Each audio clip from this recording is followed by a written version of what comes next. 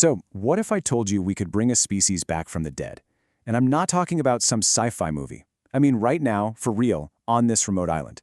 This is the incredible story of how science, some serious detective work, and, a little bit of historical luck are actually reversing an extinction that happened almost 200 years ago. Okay, I want you to picture this. It's February 20th, 2026, on Floreana Island in the Galapagos.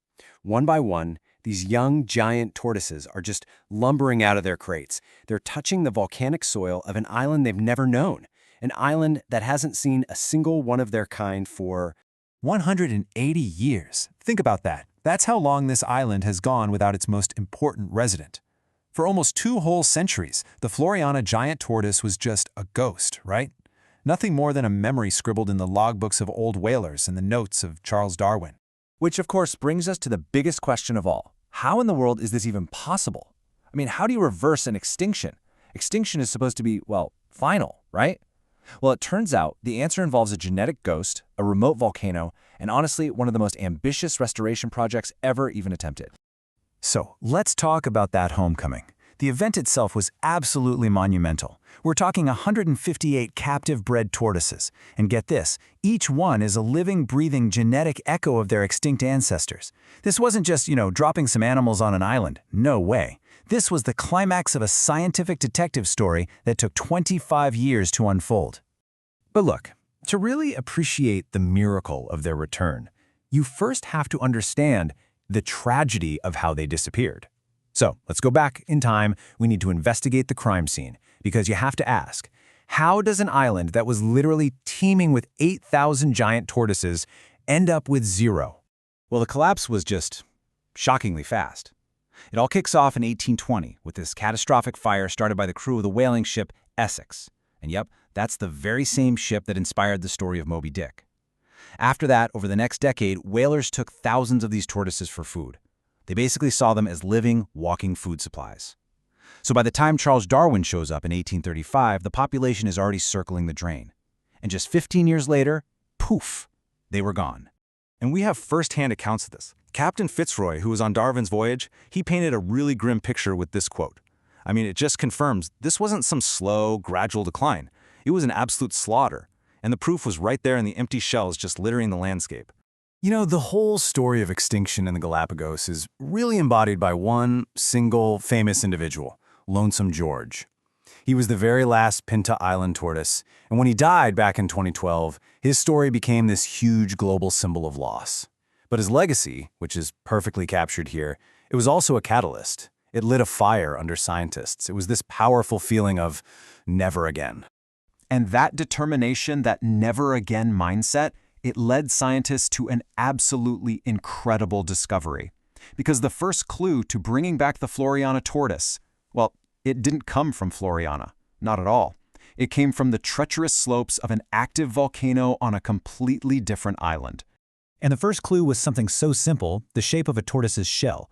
See, on Wolf Volcano, researchers started noticing that some of the tortoises just looked different. The native ones have these domed shells, right? Perfect for eating grass on the ground. But these other alien tortoises had these saddleback shells, a very specific shape, a trait of the extinct Floreana tortoise that lets them stretch their necks up to reach higher plants. So how did they even get there? Well, the best theory we've got is that centuries ago, whalers just tossed their live cargo from Floreana overboard to make room. Okay, so that visual clue, it kicked off this massive genetic hunt. In 2008, a team went out and sampled over 1,600 tortoises on that volcano. And the DNA results were just stunning. They found 86 individuals that were carrying the genetic ghost of the Floreana tortoise. Some of them were even direct first-generation hybrids. It meant the lost species wasn't totally gone. Its DNA was still out there, alive and well, basically just hiding in plain sight. And that genetic discovery was everything. It was the key. So scientists launched this incredibly meticulous breeding program. They carefully selected the tortoises with the strongest Floreana genes, brought them to a special breeding center, and started the slow, patient process of reviving a species one generation at a time. The goal was simple, really.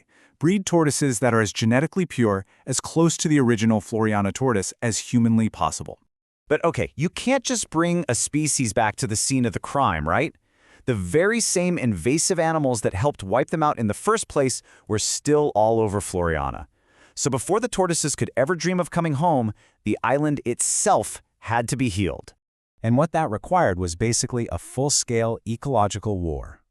For years, teams worked to remove every single invasive mammal from the island. First, they went after the big ones, goats, pigs.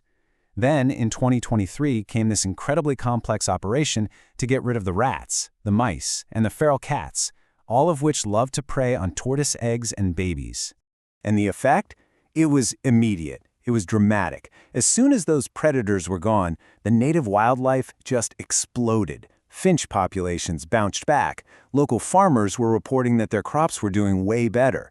And then came the biggest shock of all. The Galapagos rail, a tiny bird nobody had seen on the island since Darwin's time, was suddenly rediscovered. Nature was already starting to put itself back together. And this kind of ambitious breeding program has worked wonders in the Galapagos before. You just have to look at the story of Diego. He was an Espanola tortoise from the San Diego Zoo. They brought him back, and he single-handedly fathered more than 1,000 babies, pretty much saving his entire species from the brink. It was proof that with enough effort, the impossible can actually become possible. So, why? Why go through all of this trouble? The genetic sequencing, the eradication campaigns, decades of breeding. All for one type of tortoise? Because in the Galapagos, a giant tortoise isn't just another animal. It's the architect. It builds the entire island. They're what scientists call an ecosystem engineer. And that just means that their daily actions, literally just eating, walking around, and even pooping, they shape the entire landscape. They bulldoze paths through dense bushes, creating open spaces that tons of other species need to survive. Oh, and they're master gardeners. Seriously, get this. Scientists found an average of 464 seeds in a single pile of tortoise poop. They're just constantly spreading the seeds of native plants all over the place, literally planting the forests of the future. And without them, the island's ecosystem has been completely out of whack for almost 200 years. But there's a catch, a kind of conservation paradox. The tortoise's greatest strength is also a huge potential weakness. See, they're just as good at spreading the seeds of invasive plants like guava as they are the native ones. And that creates a massive challenge for the people managing this project. They're going to have to watch the island like hawks to make sure the native plants went out over the invaders. And when you really look at the numbers, the scale of this whole thing is just staggering.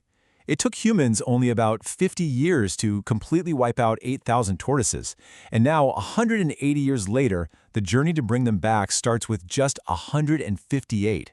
It's pretty clear the road to a full recovery is going to be a long one. We're talking centuries.